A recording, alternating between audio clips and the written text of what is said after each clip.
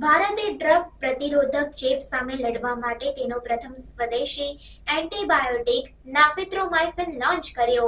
વૈશ્વિક આરોગ્ય સંભાળ માટેના એક મહત્વપૂર્ણ વિકાસમાં ભારતે ડ્રગ પ્રતિરોધક ચેપ સામે લડવા માટે તેનો પ્રથમ સ્વદેશી એન્ટીબાયોટિક નાફિત્રોમાઇસિન લોન્ચ કર્યો છે. આ નવો એન્ટીબાયોટિક ન્યુમોનિયા અને એન્ટીમાઇક્રોબિયલ રેસિસ્ટન્સ એટલે કે AMRના ઉપચારમાં મહત્વપૂર્ણ પ્રગતિ દર્શાવે છે. કેન્દ્ર વિજ્ઞાન અને ટેકનોલોજી મંત્રી ડોક્ટર જીતેન્દ્ર સિંહે નાફિત્રોમાઇસિનને સત્તાવાર રીતે લોન્ચ કર્યો, જેનાથી દવા પ્રતિરોધક ન્યુમોનિયા, જે દર વર્ષે વિશ્વભરમાં 2 મિલિયનથી વધુ મૃત્યુનું કારણ બને છે, તે સમસ્યાને ઉકેલવા માટે તેની સંભાવનાને હાઇલાઇટ કર્યું. Biotechnology industries research assistant council એટલે કે BIRACના સમર્થનથી વિકસિત નાફિત્રોમાઇસિનને વેપારી નામ મિગનાફ હેઠળ માર્કેટ કરવામાં આવે છે.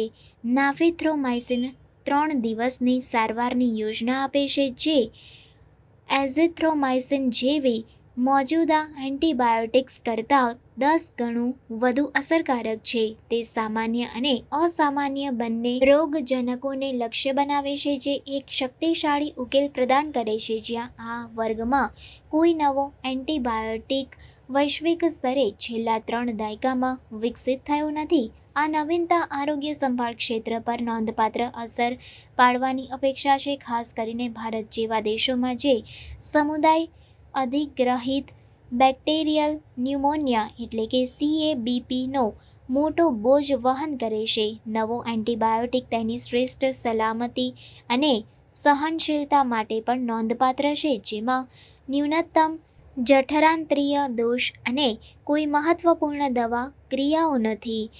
નાફિત્રોમાઇસિનનું લોન્ચિંગ વૈશ્વિક આરોગ્ય પડકારોને નવીન ઉકેલો દ્વારા ઉકેલવા માટે ભારતની વૈજ્ઞાનિક પ્રગતિ અને પ્રતિબદ્ધતાને રેખાંકિત કરે છે.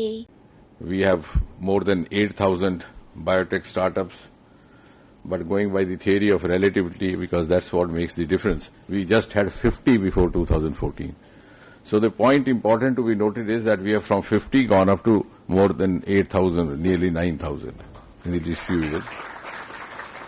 And our bioeconomy was just about